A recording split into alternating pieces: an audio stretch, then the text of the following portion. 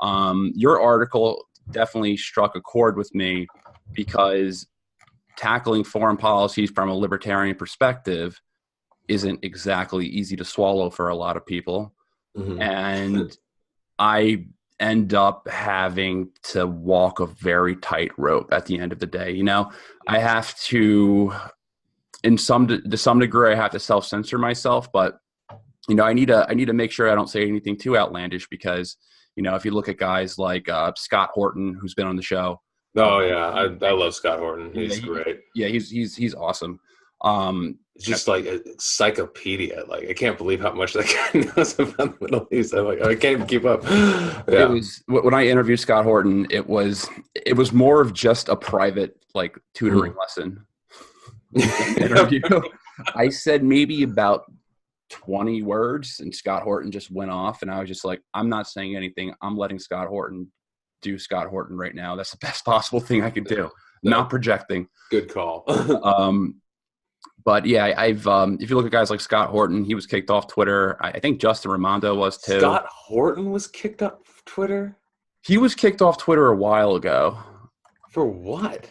I think it had something to do with Justin Raimondo or they reinstated him, but I think Scott was like, screw this. Like I'm done with Twitter anyway. I think he just mainly focuses on Reddit right now. Okay. But Daniel McAdams had his Twitter suspended. Of course, yeah. I mean, that as they moved away from like you know, you knew it was going to happen when they start with the worst. They start with like Nazi types, and then it's like they start going to the conspiracy theorists or any and now they're doing anti-war people. They're doing it's and they're going to start. I've some going after like left-wing anti-war stuff. I mean, you just knew it was going to happen, and it's happened. And I think one of the problems I do want with this piece that's trying to get is like there's this libertarian theme like, well, they're private companies, but are they really? I mean, they're sort of private companies, but they're also sort of getting major favoritism from the government from being able to take advantage of this platform versus publisher dichotomy, which I don't think is. I think if they're going to act like a publisher, they should be treated like a publisher. Otherwise, it's government favoritism. Yeah, and I agree with that. Like I used to be kind of on the fence, but after like the argument I've always heard against imposing some type of regulation on them was that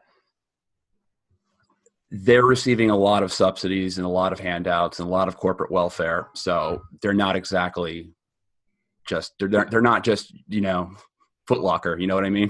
No. I mean, I don't think there's any regulation needs to be put on them at all. I just think you need to be safe. I mean, it basically says if we find that you're acting as a publisher, which they are doing now, they have an editorial policy in my judgment, they'd lose that protection and they would just get sued into oblivion. And so it's like that's all that I think needs to be done. And at least in this respect. And then there's another major problem, which I go into a little bit, which is them merging with the surveillance state. That's another problem. That's the thing I'm scared about. That's when I was reading your article, I was like, damn, this is actually this is kind of freaking me out a little bit. Like Google, because I know Apple has a ton of privacy policies. But Apple's pretty good about this generally, but Google and Facebook is the worst. Facebook's horrible. Yeah, Facebook is terrible. Facebook, I released the podcast on Facebook, or I posted it on Facebook, and it got flagged because the title of the podcast was had war on terror in it, and it got flagged. Of course. It's conspiracy theory. It's flabbergasted. I was like, I cannot believe like this was flagged. And ever since I put that out, like I developed I concentrated on my Facebook when I first started doing this podcast, which was a mistake. I got over 15,000 followers on Facebook. And after that happened, my reach, like you can see the audience metrics, it sloped all the way down. And I was like, what the hell? Like I have 15,000 people who are following this thing. Only 90 people saw this post. Like this is insane. They're making you boost it, right? And now they're talking about like I've seen some undercover videos. I think they were James O'Keefe stuff, where it's like they're. I'm trying to get a light on my face. Sorry, I'm still here. Yeah, go for it. Where they're I think it was Steven Crowder or something like that was paying to get stuff boosted, and then they were just deboosting it, which is kind of theft if that was what's going on. I don't think that's been confirmed. But I don't know, everything I hear about them, like they used to deny shadow banning, and then they just admitted it, even though they denied that they said they weren't doing it, but admitted doing it when they said they weren't doing it. That was Twitter. I'm sure Facebook does the same thing, and all the rest of them. What I heard with Facebook is if you boost an article once, then you fall under the umbrella of somebody who will pay to get your content reached out. So they'll limit your organic reach unless you pay. That was the perception I was under with Facebook. That is ridiculous. So they'll be like, "What? Well, this guy paid $5 to boost some article about cats. We're never going to organically reach his audience unless he pays." Yeah, I wouldn't be surprised. I mean, there's the thing about it, and there's so many accusations that have been made against them. I'm trying to focus just on the ones that I know for sure. But my favorite comparison is the Twitter and Facebook's reaction to that whole. Do you remember the Covington kids? The guy who's just standing there smirking. Yeah, that was unbelievable. The comparison of that to Learn to Code, the Twitter's reaction, they just started banning all sorts of accounts that tell journalists to learn to code whenever they get like they talk about getting laid off or whatever. People just like learn to code, because that's what they were talking about when like construction workers and miners and stuff like that were losing their jobs. There's a bunch of articles about can factory workers learn to code, and so they just turned it around on journalists. And it's just stupid trolling, but it's like, oh, freak out over that, but death threats to kids for standing still and smirking, yeah, that's fine. Nobody was punished for that. Yeah, so the Covington thing, I thought it was just so unbelievable at the time. I refused to pay. I refused to give any attention to it whatsoever. I don't think I've ever talked about it on my podcast, just because I was so. There's certain things I don't talk about on my show just because I don't want to get the message out there. Like, yeah, it's sort of a small issue. Like, it was only a small thing, but I think it's just really emblematic of what is taught. That that it's not a terms of service. It's not at all consistently applied. It's very, very subjective, and it's all extremely. It's not hard left. It's like mainstream left. It's like you're not getting. It's not Glenn Greenwald and Caitlin Johnstone. Like if they were in charge, it probably wouldn't be that. At least we'd have a good foreign policy. But it's just like the New York Times left kind of thing. It's which is the worst left. It's like the kind of left I can't stand the most. The left that's in bed with the neocons. Oh yeah, absolutely. I collaborate with a lot of progressives on this podcast, and we come together on foreign policy. We kind of throw out all the domestic stuff out the window, and then we kind of just talk about foreign policy and find common places there. There's some good. I mean, I'm a big fan of Glenn Greenwald and Michael Tracy and Caitlin Johnstone. I mean, we disagree on a lot of things, but they're the MSNBC crowd had somehow find a way to decide that bring Bill Kristol and Max Boot out as if they're somehow how they have any credibility left after Iraq is simply unbelievable to me. With and I'm just gonna roll the podcast in right now because we're having a pretty good conversation. I'm gonna plug all of your stuff in the intro of it. So yeah, the main thing is I've written for Mises. I have my blog is just andrewsyrios.com. And my day job is real estate investment, so that should get it going. All right, perfect. Welcome to the show. All right, excellent. Good to be here. Thank you, Henry. Welcome. Usually it's a lot more stiff than this. No, yeah, we'll go loose this time. That's fine. But yeah, I've collaborated with a guy who I did an awesome interview with. Was this guy named Danny Jerson. He's a bleeding heart liberal by admission, but he's a vet who's like very, very critical of foreign escapades. And he was on my show, and we found common ground, and he's an awesome guy. And now he's going to be in a debate in New York this upcoming Monday. It's going to be an Israel-Palestine debate, so that's going to be a heated subject. Yeah, those tend to be fairly. Yeah. So I'm going to go to the debate just to give him support because I know he's taking the side of the Palestinians, so I know he'll be outnumbered. Yeah. Well, I mean, and it's, I mean, that's kind of an interesting lead-in with regards to what we're going to be talking about, because, with regards to tech bias and the growing, the merging of big tech with the surveillance state, because it's not just the right that they've gone after. I mean, the people think of it as like the hard right, the far right, but it's a lot more than that, and that's what makes it, I think, so scary. And also, I think libertarians libertarians and also some progressives have a very false view of what we're actually dealing with and what these companies actually are. Well, what I find interesting is that I believe David Duke still has a Twitter, if I'm not mistaken. It's like the one. I mean, David Duke doesn't like. Does anyone? I'm curious if David Duke does anyone actually follow him? I almost think like he's got this side business model where people will pay him to endorse other candidates, because I think he like came out in support of was it her name Ilhan Omar? She was critical of AIPAC or whatever. I wonder if like just somebody was paying him under the table to support her, and then that's just like that's all he's there for, is for people like, oh my God, David Duke supports this person, thereby you need to hate that person, because I that seems like the only thing he does these days is just be around to get criticize whoever he's supporting. It's kind of a joke. I don't think anyone actually follows him. He's a tar baby. Yeah, exactly. He's the definition of a tar baby. Banning people, you'd think David Duke would be the top of the list, but apparently, he's kind of such a joke that it's the people who have the most like.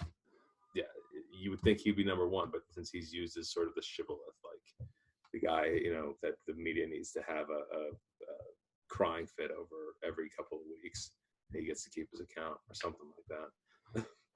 I've seen a lot of people who are blatantly alt-right still on Twitter, or at least still on YouTube. And I'm always just like, not that I want them removed. I'm just like shocked. I'm just like, how the hell are these guys on? And then Dennis Prager's Dennis Prager's getting his videos banned. Sargon of Akkad is kicked off of Patreon for arguing against the alt-right. That's why he's kicked off. Or Lauren Loomer, I think, is kicked off. A bunch of, there's so many been kicked off. And it's also like, I went to Wikipedia's page for people who've been banned from Twitter, and there are a few leftists there, mostly making death threats. But I counted not a single communist. So it's like, the worst. It's kind of like if somebody's actually making death threats against somebody or real targeted harassment, yeah, you should kick them off. But even the most odious opinions, I think, should be allowed on the platform from both right and left. But one of the biggest problems is, I mean, first of all, they target. It starts once you get rid of the worst. They target the worst types first, the Nazis first. Although somehow a bunch of them still have accounts, but they target the actual Nazis. And then it's like people who just want fairly strict immigration. Then it's conspiracy theorists. Then it's anti-war people. I mean, this just started to bleed into the left. Like one of the things that there have been. There's an article by Glenn Greenwald, The Intercept, about how Facebook is banning some Palestinian accounts with like at the direction of the U.S. and Israeli government. And there's been other left-wing anti-war accounts. Anti-media, I think, was banned from some of the big platforms. Zero Hedge is generally a sort of conservative libertarian site, but they're very, very anti-war. They were just like, now you can't even link to them from Facebook. You try to share a link from Zero Hedge on a Facebook, and it won't even go there. And so, yeah, I mean, it's gone. I mean, they've changed their algorithm. Facebook changed their algorithm. I think that dropped conservative sites about 14% afterwards. There's the whole Alex Jones thing. And Alex Jones is well, his memes are incredible. I don't know if I could do without his memes, the gay frogs and all. But while his memes echo through eternity, I think Alex Jones himself is a bit of, he's a goofball. Lots of very weird conspiracy theories. But, it's just they've all banned him on like the same day, other than Twitter, which did a week later. Spotify and Google and Facebook and Apple and all of them. And it's like, as far as Alex Jones conspiracy theories go, they seem to be pretty, it's interesting how they define conspiracy theories. So, Sandy Hook is a conspiracy theory. Okay, I agree. 9/11, that's if it was an inside job, it's a conspiracy theory. But somehow, weapons of mass destruction in Iraq is not a conspiracy theory. I don't know if you remember the Gulf War. The Saddam's troops are throwing babies out of incubators. That's not a conspiracy theory, even though they eventually proved that was the daughter of the Kuwaiti ambassador. So that's just, or the Gulf of Tonkin, or real misdeeds by the CIA, the NSA. It used to be a conspiracy theory that the NSA was collecting all of our emails and phone calls. Operation Mockingbird, where the CIA was paying journalists and planting stories, that was a conspiracy theory. It turned out to be true, and the Church Committee came out there. The Operation Northwoods was never done, but they did propose it. Or just a bunch of other overthrowing Mossadegh in Iran, overthrowing Arbanez and Guatemala, all these different things. You think like some of them actually, big things that did happen. Others were conspiracy theories that were pushed by like the neocon types. And no one's ever punished for those conspiracy theories. I mean, Bill Kristol recommended overthrowing the government of China, and he still has his Twitter account. And so it is incredibly one-sided, but I think it's more important to realize it's not right versus left necessarily, or it's not even like they're trying to ban conservatives and libertarians. They're also going after left-wingers, and I think the left is those on the left who support this because they want to get rid of the Nazis, quote unquote, are very, very short-sighted because they're going to be coming after the left too. If you look on, like, there have been several studies showing that Google is very biased in their results.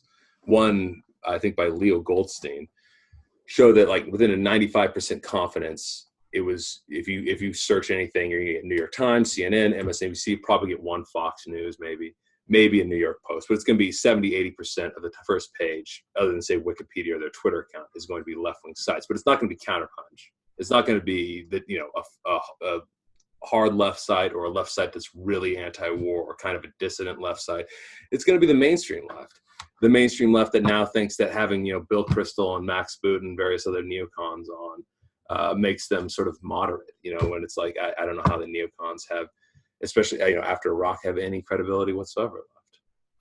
Yeah, it was really strange. We were talking about this yesterday. How MSNBC was basically infiltrated by the deep state, and that's the claim I made. But it certainly seems that way. Like.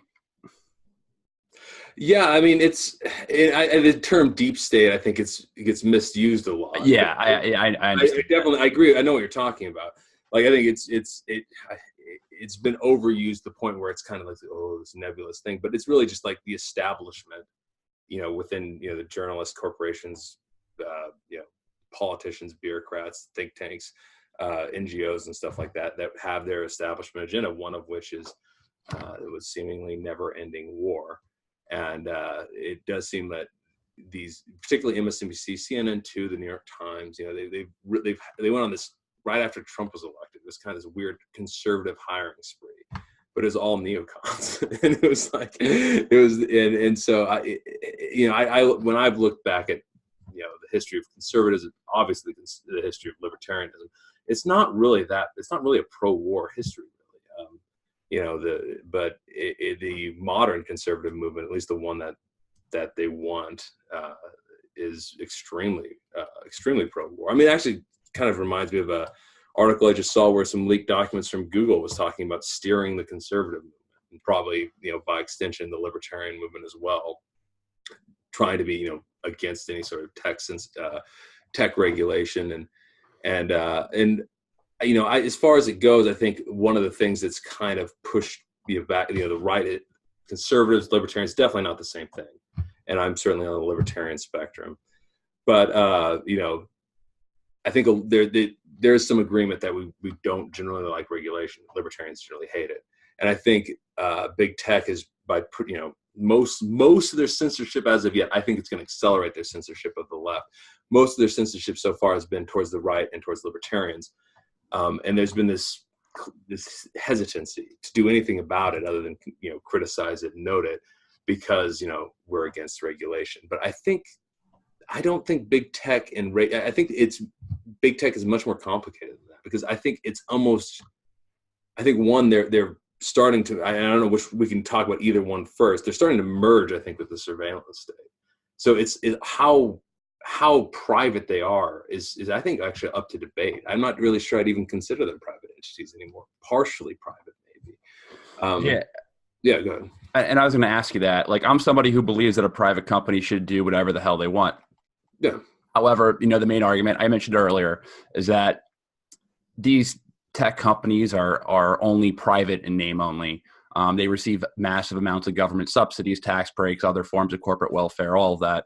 I guess, can you speak a little bit more to how the government ties to these big tech firms?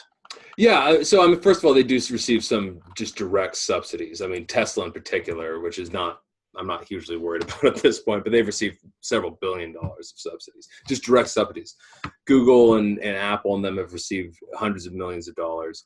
And they've all, but the bigger problem is less than just subsidies or tax, favorable tax breaks that other firms don't get.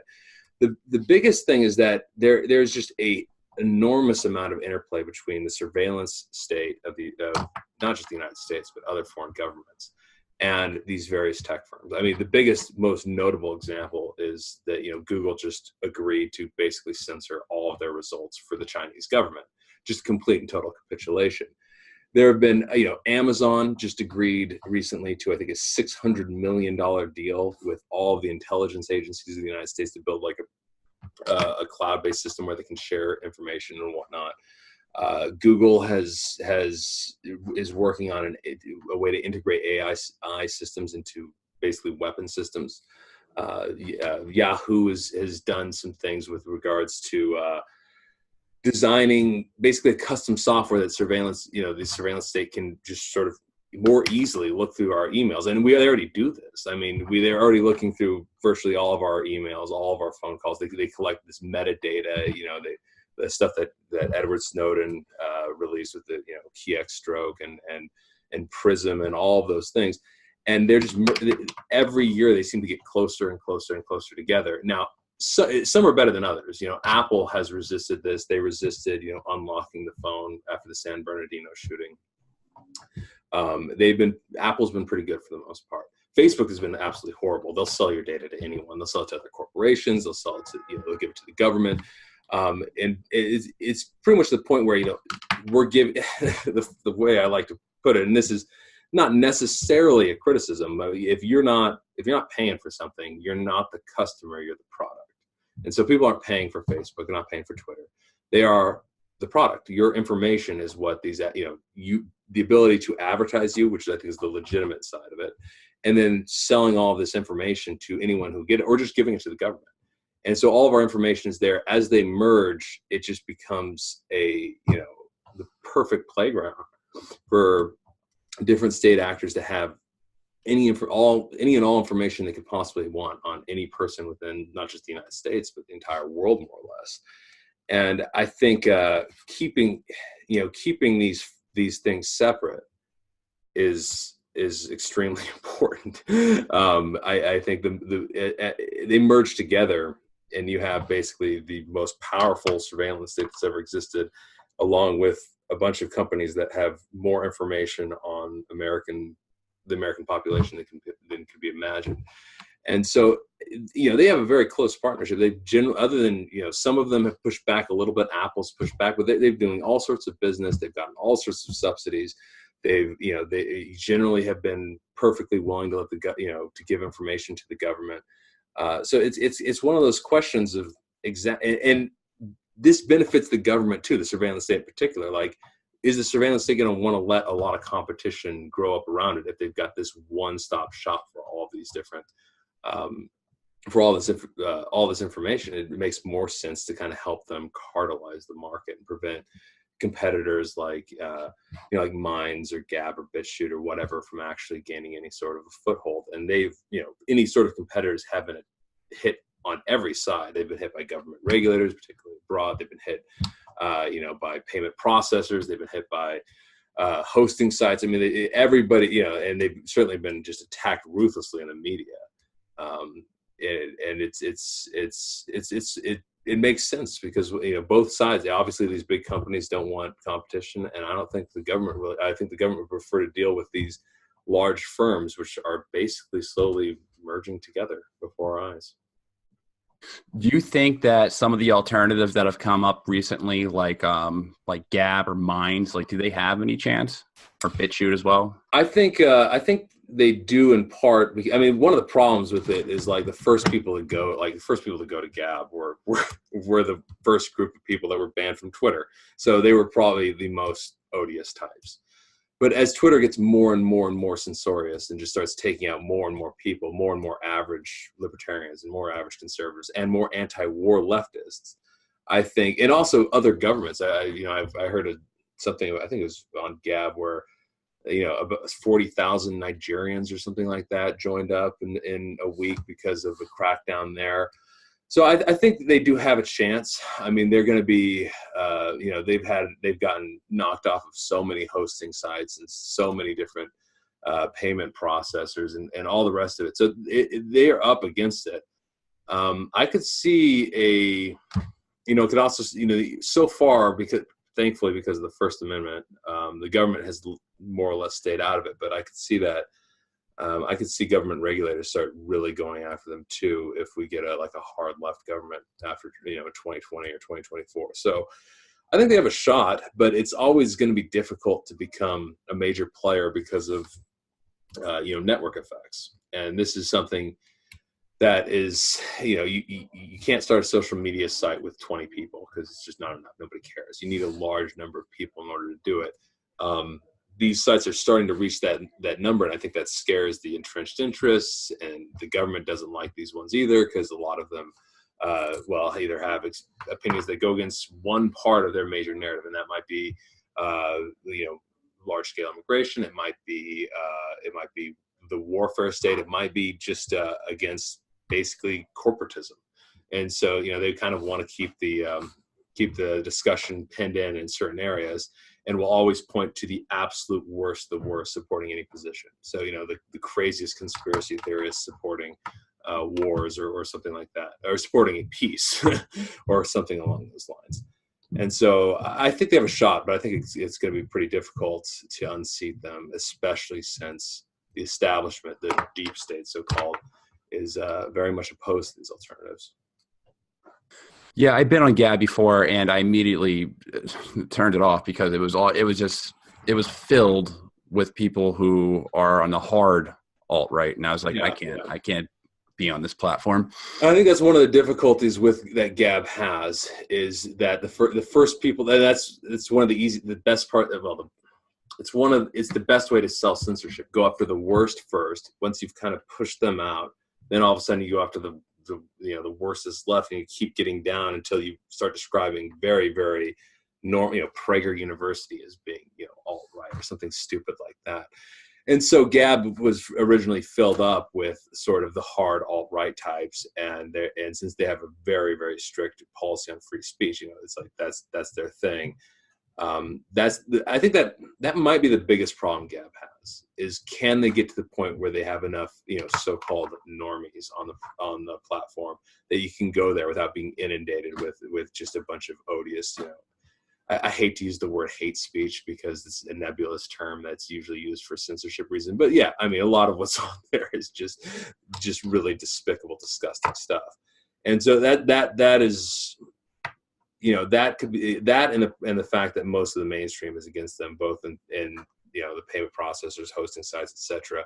And I think government regulators could come down on them very soon too, because those are several major problems they have. I'm not sure. I think honestly, the best thing for them would be more and more censorship from Twitter and the like, which will push more and more normal people onto Gab, which would mean that the sort of actual Nazi alt-right types would be diluted to the point where you don't come across them so often. Yeah, that's the big fear because no one wants to be associated with them. Yeah, but to some degree, though, they become that boogeyman. And yeah, they're boogeymen. But to some degree, I mentioned earlier, like David Duke, still on Twitter. I'm pretty sure I might be wrong about this. I don't want to eat my own words right now, but last time I checked, David Duke was on Twitter, and there's some other nefarious guys. I think Richard Spencer might still be on Twitter. A lot of those famous.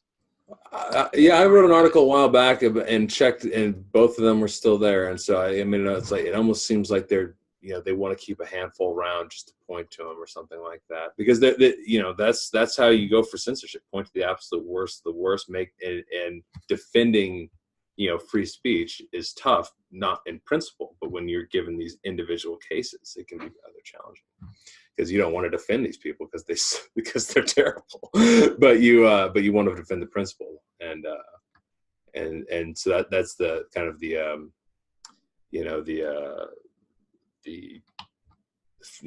way that they make these arguments, and it's very dishonest, I think.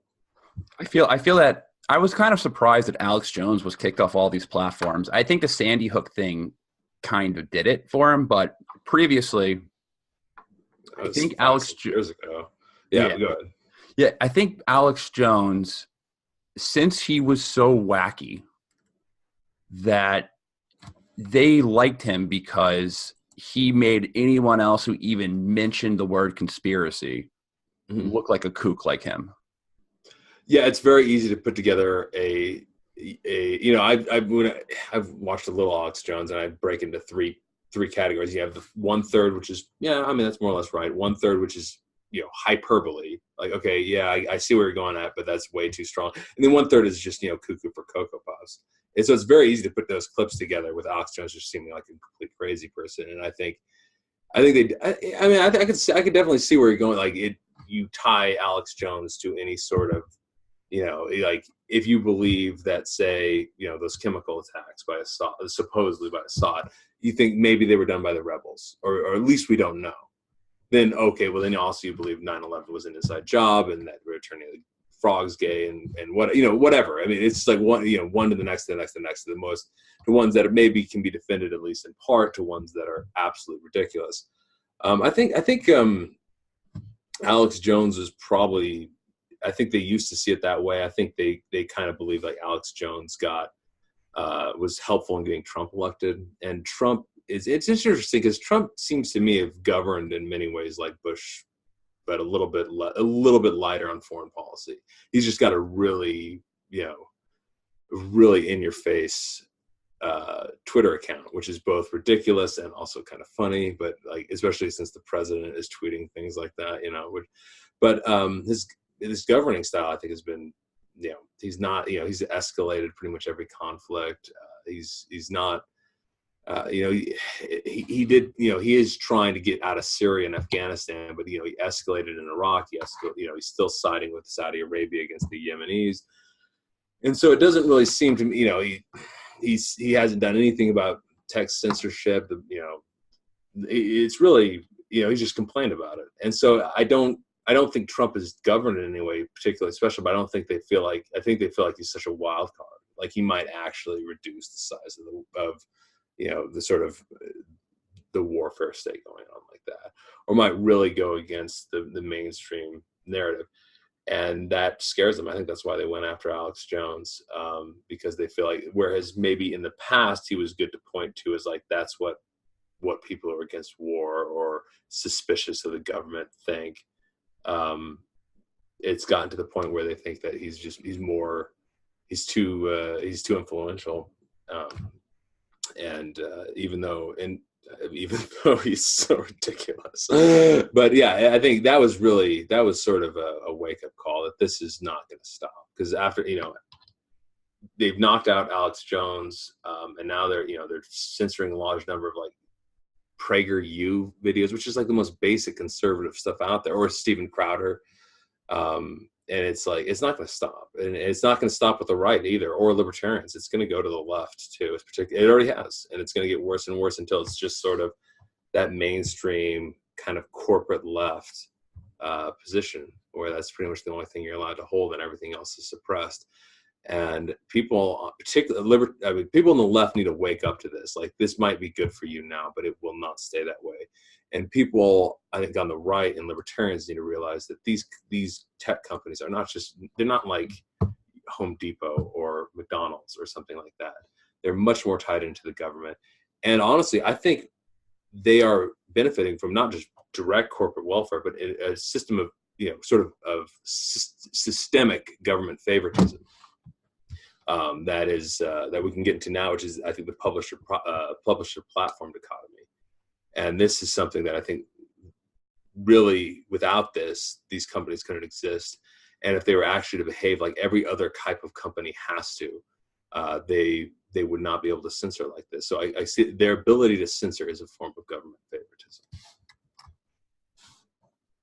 And really kind of break into this. So there's something called the Section 230 of the Communication and Decency Act, which delineates the difference between a platform and a publisher. Now, if you're an anarcho-capitalist or a hardcore libertarian or something like that, you might say this distinction shouldn't even exist. But even if you believe that, it does exist for everybody else. So like every other company that's going to put out, any other media company, you yourself are, on this podcast, are acting as a publisher.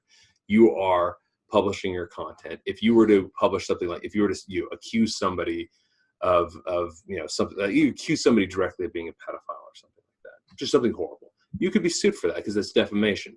Whereas a platform is not, at what Facebook and Twitter and Google and all the rest of these say they are, cannot, they cannot be sued for fraud or defamation or publishing false information or publishing threats. They do need to get rid of it. Like if somebody publishes, or if somebody puts, death threats on their platform, they are there to get rid of it, but they can't be held liable for it.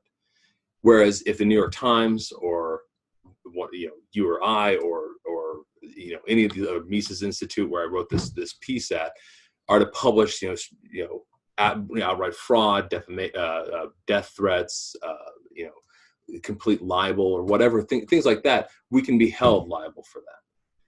Well, in order to be a platform, you have to be completely politically neutral. You can certainly have a terms of service where you say, like, if you're making death threats towards somebody or something like that, or publishing pornography or something like that, you can have your stuff removed or even be banned. But that terms of service needs to be applied neutrally, or as neutral as is possible. And right now what's going on is so absurd and so one-sided against the right, against conservatives, against libertarians, and against, in part, kind of the dissident left as well, but really hard against conservatives and libertarians. And so I see that as they are not acting as a platform. They don't have a terms of service. They have an editorial policy. I think this is the best example of this is those Covington kids, those Catholic kids that had the MAGA hat, and the Native American guy walks up to him beating the drum. It's like, oh, whatever. But it, like, the media just sees this picture of this kid smirking and just starts slandering these kids. And then, like, the number of death threats they got was just off the chart. I think they were doxxed. I think they got bomb threats to their school. I think, some producer for Disney, said, like, MAGA kids go, hat first into the wood chipper, and put this, like, image of these kids being, like, basically just torn to shred, bloods everywhere and whatnot. And Twitter and Facebook and all of them, they did nothing about this. No posts were removed. No one was banned. No one was temporarily blocked. Nothing. Even though it was a complete hoax, the kids did nothing wrong. They're just standing there smiling, doing nothing. And then on the other side, you have when these like BuzzFeed and these really low-end liberal journalists were getting let go and released and laid off, people on Twitter and Facebook were making fun of them, ironically saying, learn to code. Like, this was said to a lot of miners, factory workers and whatnot when those jobs were kind of disappearing in the early 2000s. There were a lot of stories about, can you teach a factory worker to code? And so it was ironically thrown back at them, and there was just incredible freak out, like, this is like targeted harassment, blah blah blah. I mean, it's an ironic little jab at you. And they were starting, they pretty much turned that, it was like hate speech or something like that. Any accounts that were using that were getting banned left and right. They were getting shut, censored, and all the rest of it. So it's like, okay, so this is not a terms of service. This is a straight up editorial policy. Death threats against Catholic kids for standing and still and smirking is fine, but telling someone to learn a new life skill is targeted harassment. I mean, it's a complete joke. And so it's I don't even think any regulation is required. I don't think any new regulation is necessary. It's just like, if we're going to have this, if you are going to maintain this coveted government enforced, legal position of being a platform, you have to have a neutral terms of service. You have to enforce it neutrally. And if you are not, and it's blatant at this point that they're not. I mean, Twitter has admitted to shadow banning people, where your posts don't show up anywhere. There were recently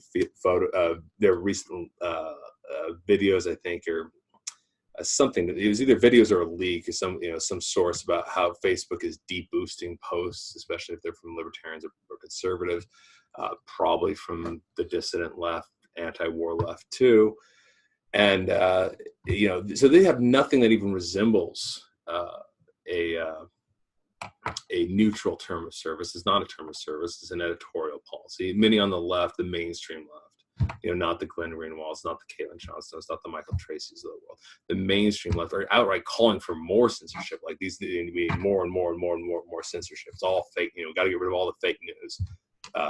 Of course, they then hired the neocons who sold us on the lie of weapons of mass destruction and whatnot. Bill Kristol works for CNN now or something like that. So it's or Russian bots. I think they were, there's a big deal about, the Russians are buying Facebook ads or Google ads.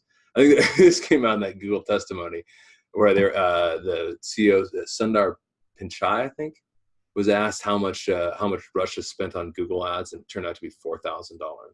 So it's trivial now, and it's like died. Yeah, they're just looking for excuses to censor, this, that, and the other. And this, I mean, I can understand why,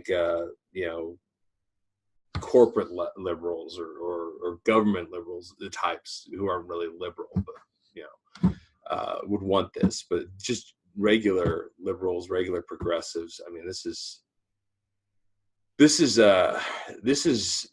short-term helpful, long-term you're just doing yourself. And as far as libertarians go, these companies have an enormous handout. There's basically corporate welfare. Maybe it's weird corporate welfare to pursue their political goals instead, or their push for their political opinions rather than actually just be handed money from the government. A weird sort of favoritism, but favoritism nonetheless. And I don't think, as long as this regulation, this dichotomy between a platform and a publisher exists, as long as that's the case, and everybody else has to has to beware of what they post and what they put up, because they could get sued or they could even get arrested for it, based on, if you're posting illegal content or fraud or a libel or whatever. Then Facebook and Twitter and the rest of them should have the same thing applied to them if they're not going to act neutrally, and they're not acting neutrally. So it's one or the other, but it can't be both. And that's the big problem that I think really needs to be looked at, especially as going back to the previous part of the conversation, as they start to merge with the surveillance state, and the government probably moves more and more towards cartelizing their position within the economy to the point where they cannot be, where these upstarts, BitChute, Gab, Minds, Makers, all the rest of them don't really have a chance. I mean, they already have their struggles with the network effects, with all sorts of various hosting sites and whatnot not wanting to do business with them. We haven't got payment processors not wanting to do business with them.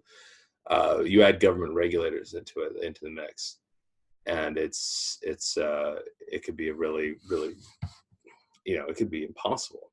And that's another problem. I mean, government regulation with payment processors have started censoring people. I mean, a lot of people, I think, Robert Spencer, who's like jihad watch, he's really, really critical of Islam, sort of neoconish, I think. So I mean, I certainly have a lot of problems with the guy, but he should have the right to say his piece. And I think he got kicked off of, pretty sure he got kicked off of Patreon and some others, or kicked off PayPal. A lot of people have been kicked off of PayPal, and there's only really two payment processors, PayPal and Stripe. And payment, I mean, starting a new payment processor is so arduous. I mean, here's some of the organizations you have to work through: the Office of the Comptroller of the Currency, the Federal Reserve Board, the Federal Deposit Insurance Corporation, the Consumer Financial Protection Bureau, the Federal Trade Commission, the National Credit Union Administration. So like that should give you an idea of like how hard it is to start a new payment processor. And if you're just doing it to get the few people that have been kicked off, because most of the people using this are not political at all, so they don't care.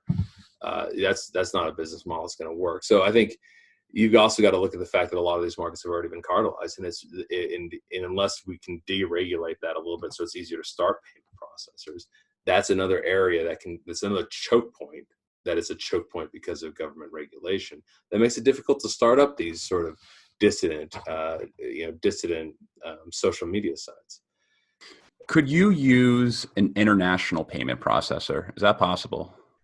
I think many of them have, but a lot of them have used like Bitcoin, and that is very popular. And Bitcoin sort of gives an in around, like Bitcoin, Litecoin, Ethereum, all those. That has sort of been an end around these payment processors. But a lot of people don't use Bitcoin. A lot of it, if you're going to pay somebody through a site, you've got to go through, you have to sign up for that site yourself. And so how many people, like, are you going to sign up for some Russian, we'll just use Russia because they're the Pokemon, right? Some Russian payment processor. I mean, in order to fund, in order to support one person that you like, I think, right. Some people will, but most won't. Just like many don't use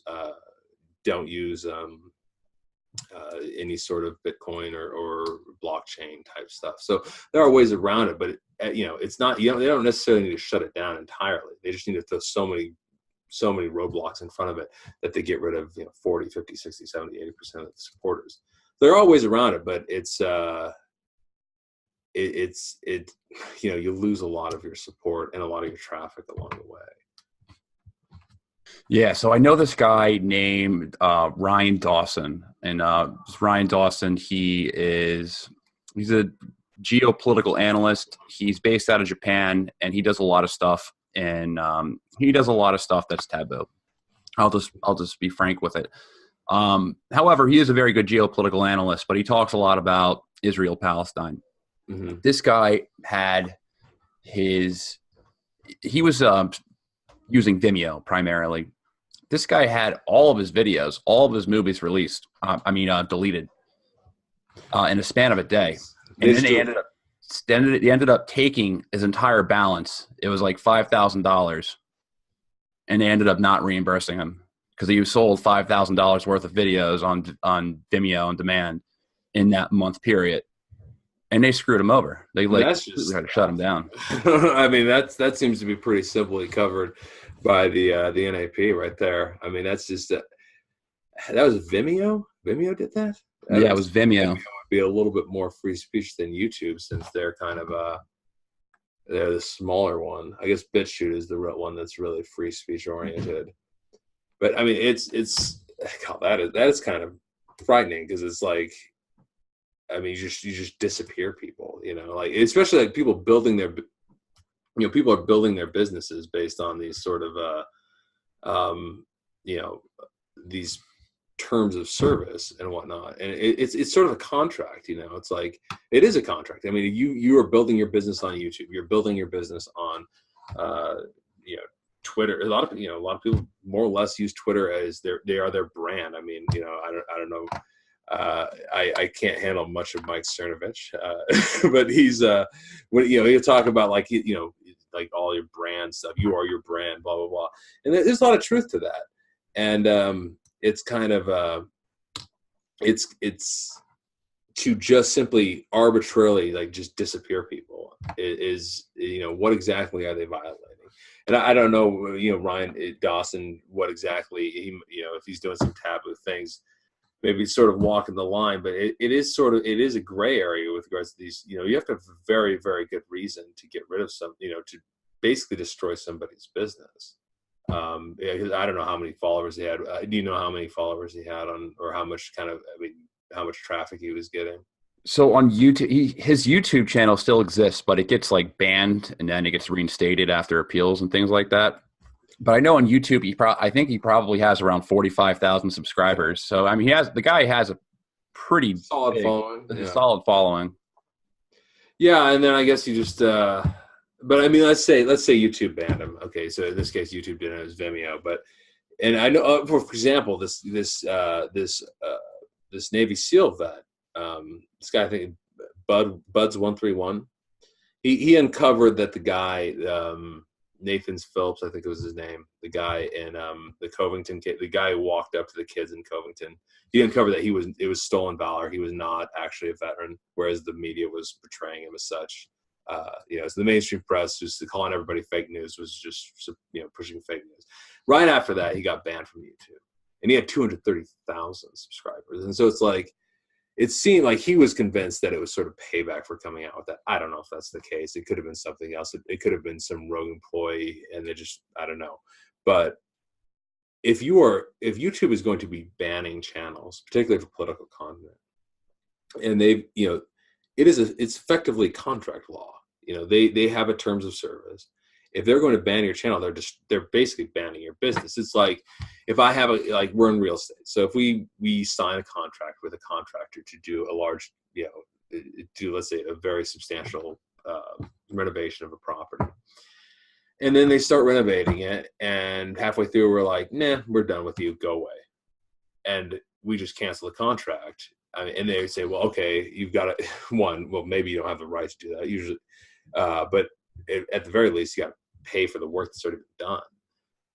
This is not, there's not a law. The law says the contract needs to be enforced.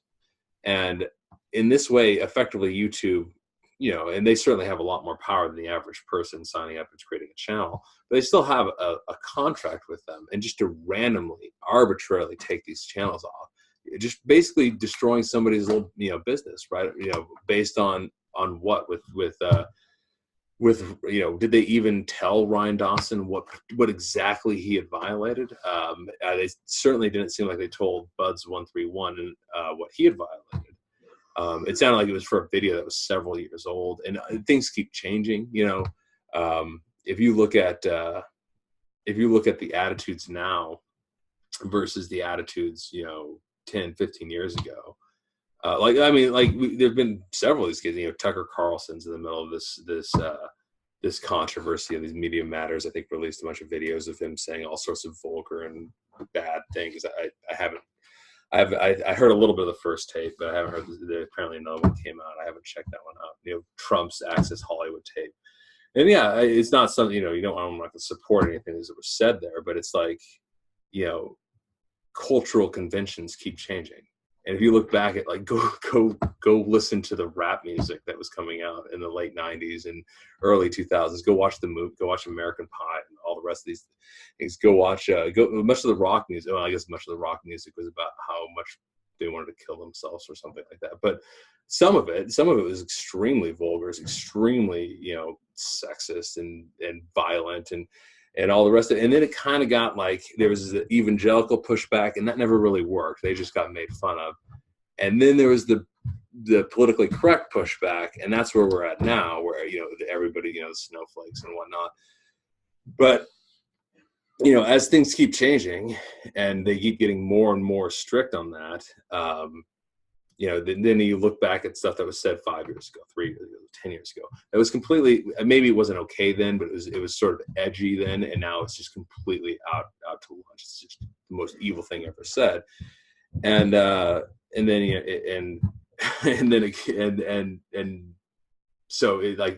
by changing the context now and then looking back at older things, that's another good way to censor people. Because I will say this, you can say what you will about Alex Jones being, the Sandy Hook conspiracy theory. That didn't even make sense to me. But he was not censored for Sandy Hook. I mean, that was Sandy Hook was 2011, 2012. I'm not even sure when he made those claims that it was fake. Yeah, and then he eventually backed off of them. And I haven't seen what he was saying about that. I'm not sure he was like, this is absolutely, he probably did. He's Alex Jones. He talks about gay frogs. But he backed off of him eventually, and regardless, it's like, I mean, that was a long time ago. I mean, a decent amount of time ago, at least a couple of years ago. And that was not, he's not banned because of that. He was banned because I think he's actually, whereas he used to be sort of this clown, he's actually becoming influential. And I think they think he got Trump elected or helped get Trump elected. And I think they're afraid. I think Trump is governed like a Bush light so far, but I think they're afraid I don't think they feel like he's easily controllable. They're not sure exactly what he's going to do.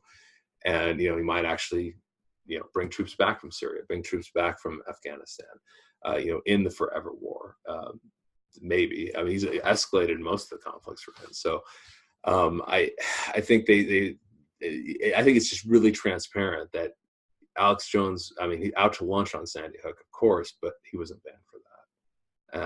And then again, if we're going to compare conspiracy theories, Sandy Hook is nutty, and I know some people got horribly harassed, but Alex Jones didn't tell him to do it, but some people got horribly harassed, like just followed and by these nut jobs who thought that they were crisis actors or whatever. But we're going to compare conspiracy theories. The worst one ever was Iraq's WMD, and can you name a single person who was punished for that? Can you name a single person who lost their job or who got fired or who was arrested or anything? Saddam Hussein was punished for that. Yeah, pretty much. Pretty much all of Iraq and the United States were punished for that. But the people who actually pushed it were not. And, they keep getting promoted. They keep getting, John, like any hope I had in Trump, redirecting American foreign policy was mostly removed when he hired John Bolton. Got a little bit of it back when Rand Paul started having some influence and talked about removing troops from Syria and Afghanistan, although those are being held up. But John Bolton gets hired again, even though he's just a lunatic. Bill Kristol and Max Boot and Jennifer Rubin, all the neocon types keep getting jobs. Nobody was fired. Nobody was arrested. It's like that should have been just a free for, like, just the number of people who should have been punished for that catastrophe should have been just endless, like, and yet nobody was. And so it's like I just don't have any tolerance for this. Like, until somebody's punished for that, I mean, talking about making goofy conspiracy theories, and even ones that have some consequences, like Sandy Hook, which some people were horribly harassed, and that's not acceptable. And with Iraq, 5,000 Americans are dead, tens of thousands are wounded, tens of thousands of excess suicides, trillions of dollars pissed away, hundreds of thousands of Iraqis dead, Middle East in ruins, tons of anti-American hatred, and the foundation or the vacuum that ISIS came to power. So the consequences are a little different, but so I don't have much tolerance for that argument. So if you want to watch something that would really make you mad, and I think this was like watching this, it was like I was like, this is the death of liberalism, of the left wing. Yeah, at least not the progressive lefts that are principled, but like the MSNBC types. John Brennan on Bill Maher. John Brennan, he was the guy who he was torturing people and then perjured himself about it, and then spied on the Senate when they were investigating that, and then perjured himself again about that afterwards, right? That's John Brennan. That's John Brennan. There's many more. not mentioning it at all. I don't think I can handle that. I can't listen. Or James Clapper, the guy who perjured himself in front of Congress and now has got a CNN. Is he a CNN or MSNBC? I don't know. Rachel Maddow I used to find her definitely at least tolerable when she was going against kind of the endless war, and now she's like that's Putin told Trump to end the wars. Putin told him to end the wars, and like. I think she recently was talking about, like, can you imagine what would happen during this cold wave if Russia hacked our power grid and shut it down? It's like, I can't imagine the first go of McCarthyism was anywhere near as absurd and over the top as this neo-McCarthyism is, especially, and I can't see, I mean, I guess like you're talking about Brennan on Maher, it's like, it's hard for me to see it, like, I can't understand why liberals don't see that this anti-Russian hysteria is not just about Trump. It's about, it's about pushing this pro-war, pro-aggression, pro-military, pro-expansionist agenda, pushing NATO up to Russia's doorstep, surrounding them. Look at that meme, Russia wants war. Look how close they put their country to all our military bases, and they're just encircling it. And it's like, Trump had some anti-war rhetoric before he was elected, but he's no one to trust on this. And especially taking out of the Iran deal and a lot of saber rattling towards them. I mean, it's like, God, it'd be nice if the left could remember they're supposed to be anti-war. I don't know if they really ever were, but it'd be nice if they remember that. But yeah, liberalism is dead. I think there's two sides of there's two groups of liberals I still very much respect, although they don't like each other.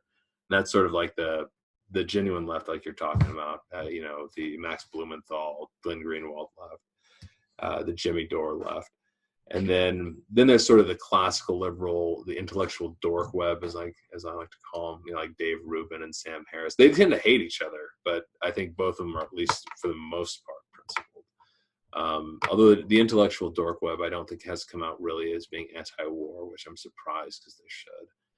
No, they're definitely not. I mean, I'm not going to make a claim overall. Most of them will be like, yeah, Iraq was a mistake, but they'll defend current.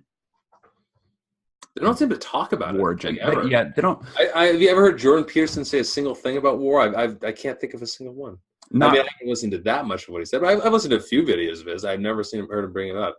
He doesn't really bring that up. I mean, that's not really his MO to talk about foreign policy or anything like that. I was actually I saw him speak live, and there was a really weird question I was asked. Someone asked, "Is like, what do you think of the Israel-Palestinian crisis?" And he was like, "Well, asking me that question would be like asking anyone down the street. So I'm just going to skip that. Like, I don't have an opinion on that. Like, maybe that's about it. In some ways, I can respect that. Like, if you don't know what you're talking about, you probably shouldn't pretend that you do. But it is, I think, at least in principle, it'd be nice if they came out, as being anti-war. But yeah, I haven't seen much of any. It's generally been, sort of, depending on which one you're talking about, kind of the moderate position being against this kind of this social justice warrior crackdown and against like Trumpism and whatnot. And there's certainly stuff to that. I mean, it's not, and they've been very good for the most part on tech censorship and even supporting people that they don't like. But yeah, it would be nice if it would seem like those two groups should be able to get along, but they and it's too bad. It's one of the biggest problems is when you take a look like the neocons and sort of the mainstream MSNBC left.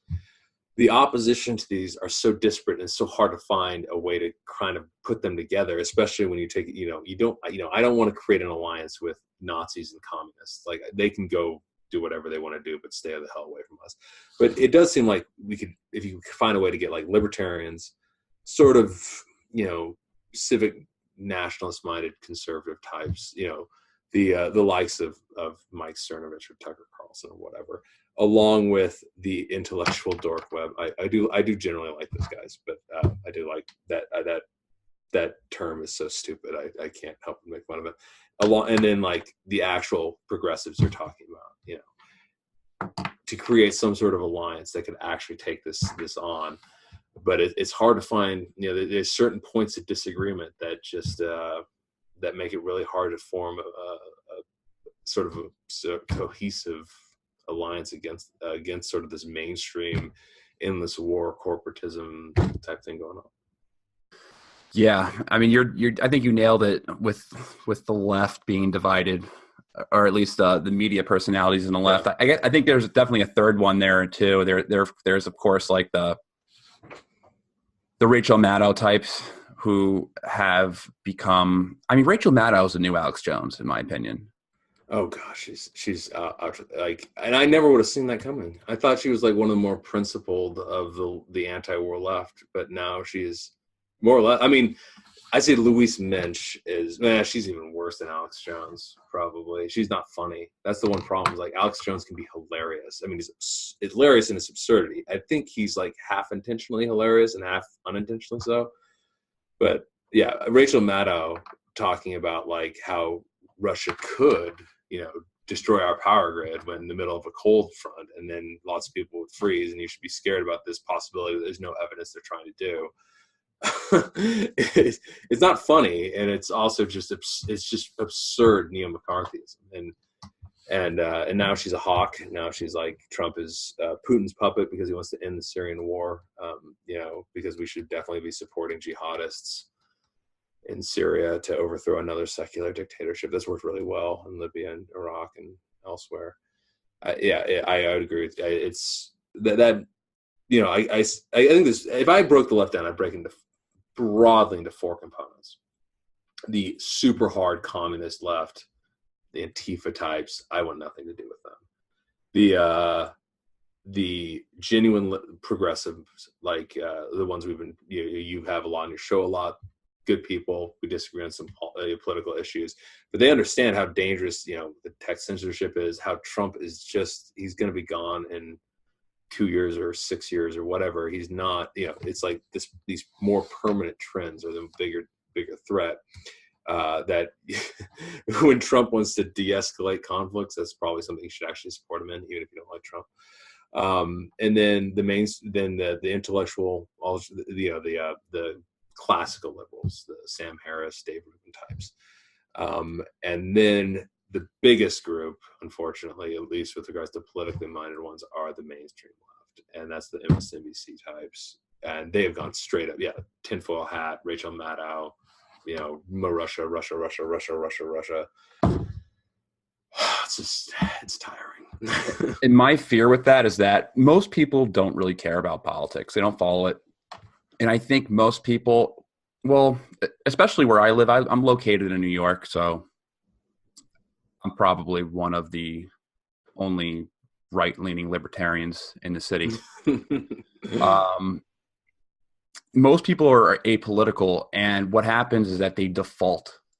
Mm-hmm. Since they're apolitical, they default to that mainstream liberalism because that's what's pushed in their face. That's all they know. Yeah. They watch New York One all day. They watch MSNBC. They watch Fox. Every single network has the same exact message. I mean, CNN and MSNBC are virtually identical at this point. Yeah. They go with that narrative. And it's not their fault. Like, I don't think they're bad people or anything. I just think that they're apolitical and or they're lightly political. Yeah. They just know some very high level stuff. Like there's a war in Syria right now. And Assad is bad. Assad is bad. And it's like, yeah, Assad is bad, but what are the alternatives? And Assad. Yeah, it's like the alternatives is what we got in Libya, jihadists running about in open air slave markets. Yeah, you want to know why there's a refugee crisis? Because Libya fell and all those refugee smuggling markets emerged from Libya. Yeah. People can't tend to put those together. And that's the interest. The thing that's really frustrating is and I think that's one of the things that the establishment for the most part, and it's hard to make sense of it because are they really benefiting from the refugee crisis? I mean, I think a lot of it is. Some of it just seems so absurd what they're doing. Like, I get all these, attempting to get corporate welfare here and whatnot, and line their pockets and be corrupt. But I do think there's this endless ideological belief that they can remake the world in their image, and that they have the right to do this, and they should do it, and every country should become a Jeffersonian democracy. And even though the United States is becoming less and less of that as time goes on, and it's hard to understand the elite perspective in this, the deep state is so called, but it's also hard to get it's tough to tolerate the average person, but you do realize they're only getting these snippets. And that's what you're talking about. They get this kind of mainstream left position. And it used to be, I wouldn't have been that wouldn't have been the worst thing in the world because the mainstream left was anti-war. But now the mainstream left is becoming pro-war, pro-deep state, so-called, pro-tech monopolies, pro-corporatism, pro pretty much everything, just as long as against Trump, sort of. And it's like, this is not an ideological position. Trump seems to have driven them absolutely crazy. And unfortunately, the good things Trump said he was going to do, like scaling down some of these wars, hasn't really happened.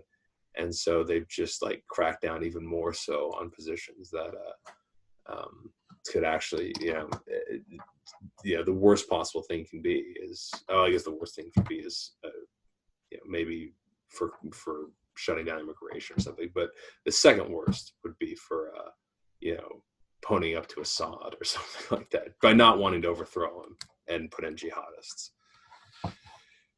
Yeah. It's going to break through. You should have saw Tulsi Gabbard's town hall. I did a special on it the other day, covering that. And of course, those questions were brought up. Are you, so many words, are you an Assad apologist and all that? And I saw a little bit of it. Yeah, it was punishing, especially since nobody's asked, like, listen, you were in favor of funding these moderate rebels, the moderate unicorns or the moderate terrorists or whatever that don't exist. And, repeatedly we've seen weapons that go from us or from, or that we sold to Saudi Arabia, and they get transferred right over to, ISIS, Al Qaeda, all the rest of them. It's like, are you an ISIS sympathizer? You're in favor of supporting these moderate rebels that seem to keep giving their weapons to ISIS? Do you actually no, they'll never ask that question. They'll ask, or it's just like, Lindsey Graham wanted to have congressional hearings when Trump was talking about removing troops from Syria, but they never had them when Obama brought them in. So it's like, we're gonna investigate when we're ending a war, but we won't even talk about beginning a war. It's just absurdity. It's hard to make sense of just how stupid things are right now. Unfortunately, they're stupid in a very, very destructive way. Yeah, like what I usually tell people is that you got to be blind to not see ISIS riding in 800 Toyota Hiluxes, all painted the same color, and not know that there's a state backer. Yeah, and it's like how much we actually know what, like, I don't want to make accusations like the United States is funding ISIS or knowingly doing this, but it's obvious that the weapons that we sell to Saudi Arabia and the weapons that we give to these moderates that aren't moderate, because there are none of these guys are moderate, with aren't going to ISIS. So obviously they are. Like, are they just stupid? I don't know. Or do they somehow see Assad as a greater threat than ISIS and Al Qaeda? And that just doesn't, Gaddafi wasn't really a threat. Saddam wasn't a threat to the United States. None of these guys are threats to us.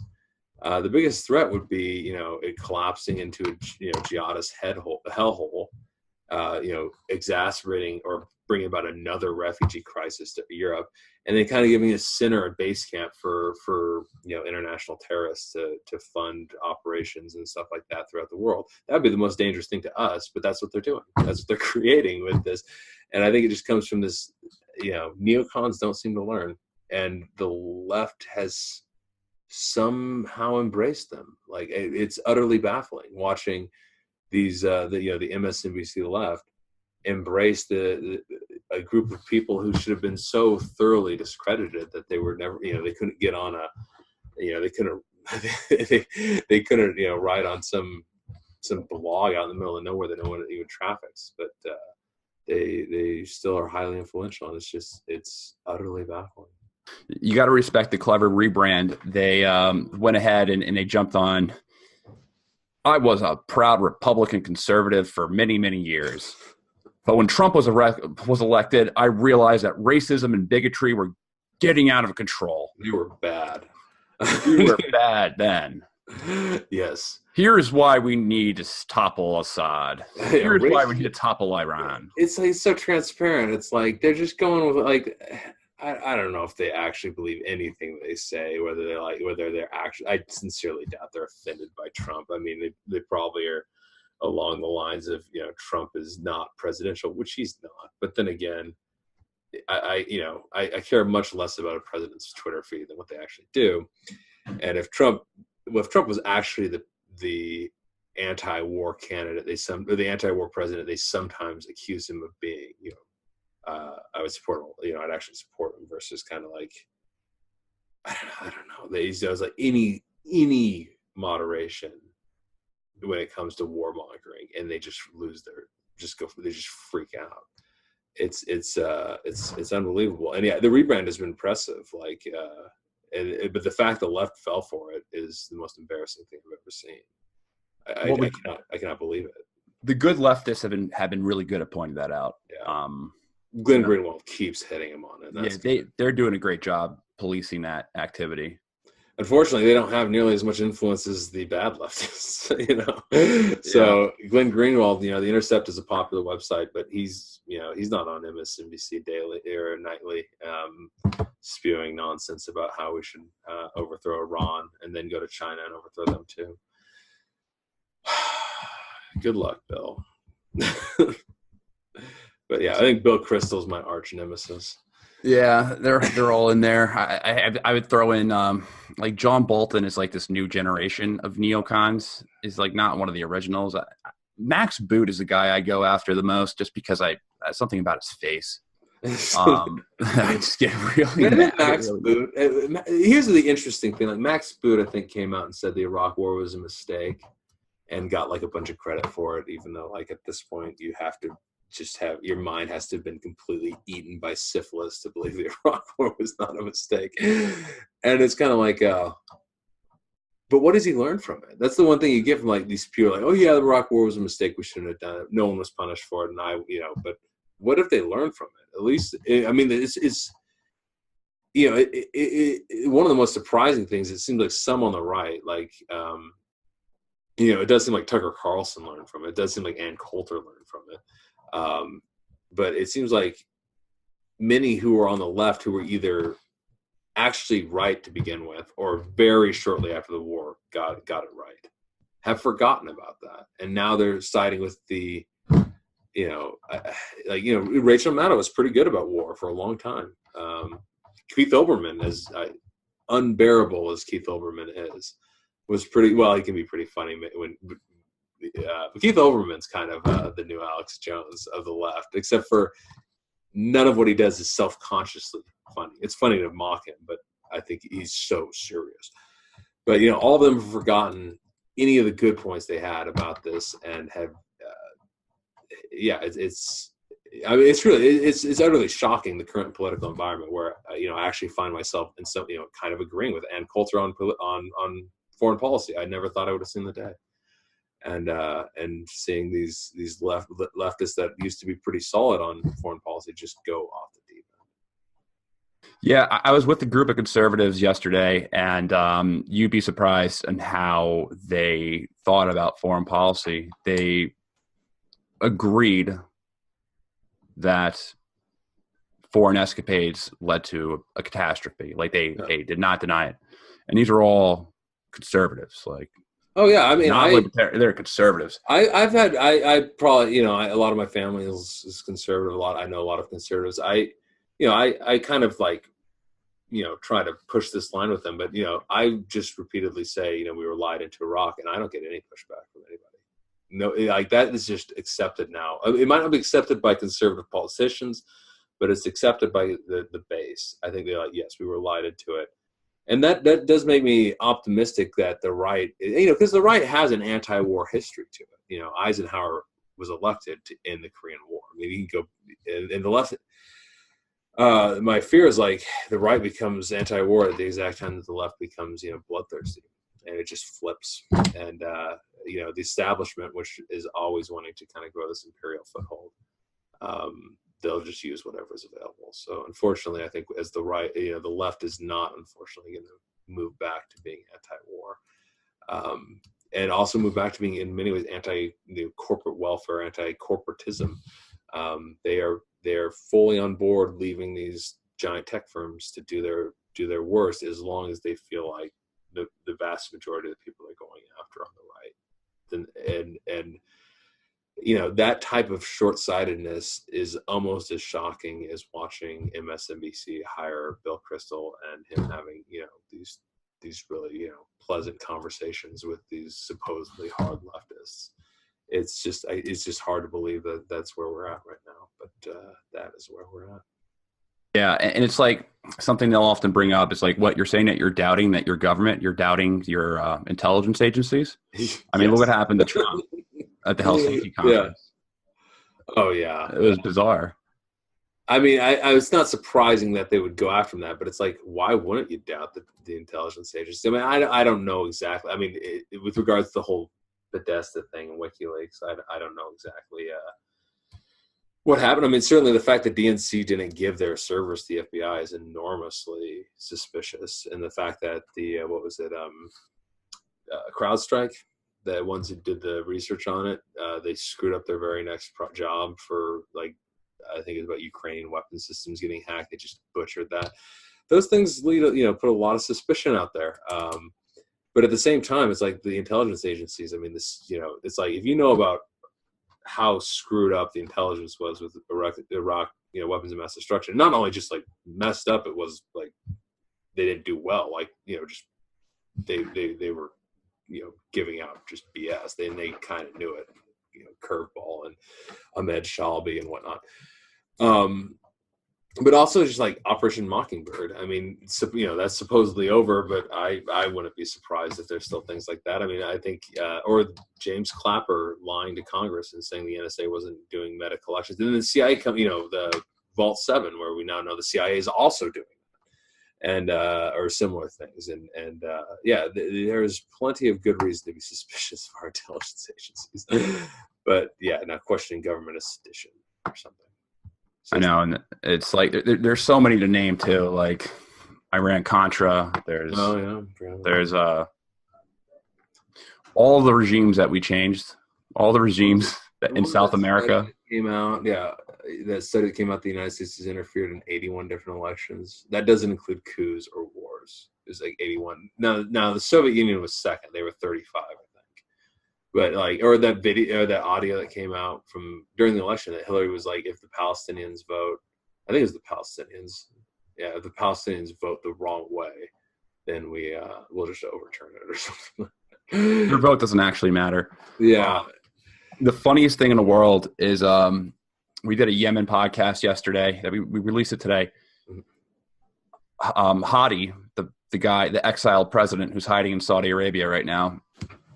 He was basically put in the power because he was a VP, and then he was put in the power because everyone was tired with the president at that time. So they had a one-man ballot, like a literal one-man ballot. It was ridiculous. Like it was just his name and like a thumbprint. Yeah, that sounds good. And that was a guy that Hillary Clinton wanted. Well, who else is she going to pick? There's nobody else to vote for. Usually when you're going to have a fraudulent election, you should at least make it, put up a show. But get a straw man at least. Get somebody. Yeah. Throw out somebody that you can just discount all the people who vote for him. Yeah, I mean it's Bush League electioneering right there. No, it is. The weird thing about our current predicament is like, I mean, a lot of it is kind of what you would predict from 10 years ago.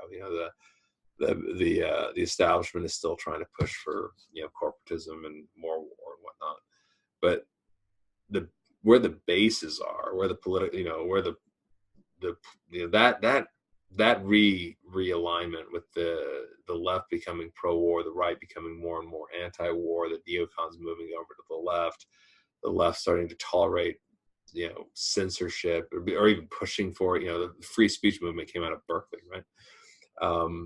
That kind of stuff I would have never expected, or at least would have been shocked by.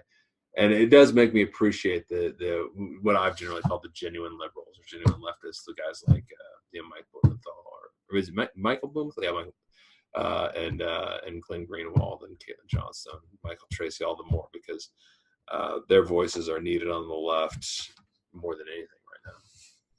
Yeah, I really appreciate those guys. I love collaborating with them, and they're not ridiculous on like the race baiting side, on the identity politics side. Like, yeah, they have their opinions on it, but it doesn't overtake their agenda. And I just appreciate a good old fashioned leftist who's not a nut job.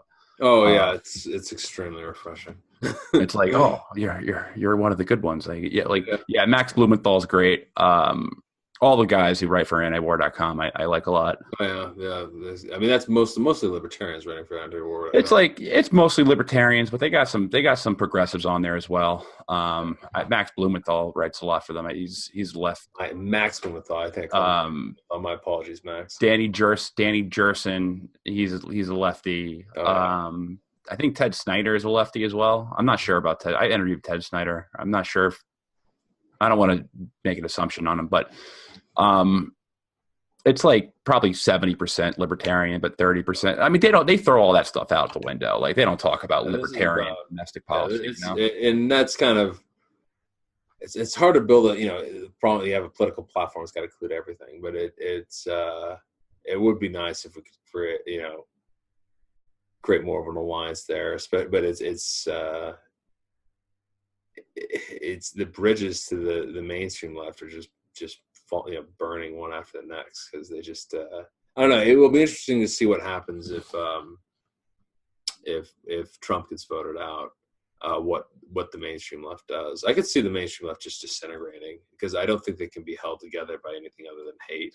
It's like what on earth is holding neocons together with intersectional feminists, with and certainly those in the sort of the classical liberals and also the genuine leftists. They've got nothing. I mean, it's like there's just so many weird interests there that I can see just breaking apart. But in the conservative side, I think there's, the base and the donor class are getting further and further and further away from each other. And the conservatives, unfortunately, they're both moving towards libertarians and a little bit away from libertarians. But I think on the most important issues, namely, war and peace, corporatism, immigration is, I know that's a mess of an issue for libertarians. We got the left libertarians and like the Hoppian libertarians on that one. But I think the most important ones, they're moving towards libertarians. They're moving away on like tax cuts and stuff like that. But honestly, I put, the marginal tax rate, I think, is pretty low priority right now when the biggest thing is reining in sort of the surveillance state, the warfare state, the major corporate welfare going on and stuff like that. Those issues need to take priority over everything else. Yeah, and that's where libertarians and progressive they align and ally with. So there was one more question I did want to ask you. So, do you think that the U.S. could ever become like the Orwellian society called the U.K.? And there's a lot of people from the UK who listen to this. UK and Ireland, they found this podcast and they like it. Unfortunately, I think it could. Some of the stuff going on in the UK is just bad, or people are getting arrested for Twitter posts and stuff like that. I mean, I think it's tougher for to get the United States because really the First Amendment, and I think we do owe the founders an enormous debt of gratitude for that because without it being just explicitly there, it would have been eroded to nothing. But the UK's also got like the video cameras on every street corner, right? It's just like you're always being surveilled, and then if you say anything that's considered politically incorrect or too far against the government or something, it's seditious, get arrested, and at the same time they got stuff like Rotherham going on, and they're burying. No, God, I certainly hope not. But the way things are progressing, I could see, especially the big thing that we have is that a history of being basically obsessed with freedom, which is a good thing, and the First Amendment. And I think that will be very hard for the left to erode. And I think when they start to do that, and they're going, more and more and more liberals are going to break off, and they're either going to go find the genuine progressives, or they're going to go move to libertarianism, hopefully, or maybe just the dork web, the intellectual dork web. And so I do fear that it's possible, but I think the real way it would be possible is if we don't do something about this rampant tech bias. If they are able to basically channel all the news you get and control what people are seeing and censor everybody else and change their algorithms, we're getting more and more people that just, you know, willfully give this power to them, a power they shouldn't have because they are granted enormous government favoritism. And basically breaking contracts. I think I didn't go into a couple of things. I think they're breaking contracts, like we talked about a little bit with Ryan Dawson, or they're abusing antitrust laws. And so I didn't go into those things, but that pointing people in that direction, taking one step at a time, eroding a little bit of freedom here, a little bit of freedom there. I could see us getting to that, and even worse, you know. And so, but I'm optimistic that the United States has, with the First Amendment being so explicit, and the sort of the history and culture of being really being obsessed with liberty and freedom, and being opposed to that kind of outright government intervention. I'm optimistic, but unfortunately, I think it is definitely within the realm of possibility. In which case, you're going to get shut down. They're coming after us. We're screwed. But in that case, the writing's already on the wall. This podcast was going to be done. Yeah, well, maybe we might be thrown in the same cell block. Who knows? I'll be in a gulag. Oh yeah, soon. The gulag. I mean, Alaska would have plenty of great spots for gulags, and I know. And unfortunately, I'm probably thinking about that. I might be giving. Yeah, don't give them any ideas. All right, where can we find your work? Yeah, so I mean, I blog for Mises a lot, Mises.org. I also have my own blog at andrewsyrios.com, SYRIOS.com. I write on, I've also written for some other libertarian conservative sites. I've written a couple pieces for antiwar.com, actually. I've written a few for American Thinker. And I write on business too, a little bit in real estate. If you're interested in any of that, most of my stuff can be found on BiggerPockets. But for my political writing, Mises.org, and my personal blog, the best places to find me. All right, perfect, man. Yep, thanks for joining me. Absolutely. This is great, man. We went for 2 hours. That's awesome. Oh, wow. Okay, well, back to work now. Yeah, it's back to work. Yeah, let me know. I would love to have you back on the show whenever you have time. Yeah, absolutely. I'll let you know when my next piece comes out, whenever that is. Usually, the nice part about being not paid is just whenever I have an idea, write it up, send it to Ryan, see what happens. Awesome. Yeah, let me know when you're if you have like a mailing list or anything like that, put me on it. Love to. I'll be following your work on Mises and anti-war and all that stuff. So yeah, man, I'd love to have you back on the show, man. This has been really productive, and this is gonna be great. It's gonna be a great episode. Okay, I appreciate it. Thank you. Have a good one, and I'll let you. Yeah, I'll definitely let you know. All right, awesome, man. Enjoy the rest of your day. Thank you. You too.